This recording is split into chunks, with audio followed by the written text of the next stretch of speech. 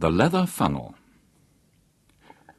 My friend Lionel Dacre lived in the Avenue de Wagram, Paris. His house was that small one with the iron railings and grass plot in front of it, on the left-hand side as you pass down from the Arc de Triomphe. I fancy that it had been there long before the avenue was constructed, for the grey tiles were stained with lichens, and the walls were mildewed and discoloured with age.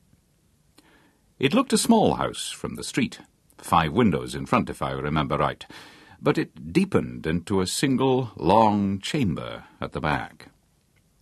It was here that Dacre had that singular library of occult literature, and the fantastic curiosities which served as a hobby for himself and an amusement for his friends. A wealthy man of refined and eccentric tastes, he had spent much of his life and fortune in gathering together what was said to be a unique private collection of Talmudic, Kabbalistic, and magical works, many of them of great rarity and value. His tastes leaned towards the marvellous and the monstrous, and I have heard that his experiments in the direction of the unknown have passed all the bounds of civilization and of decorum. To his English friends he never alluded to such matters, and took the tone of the student and virtuoso.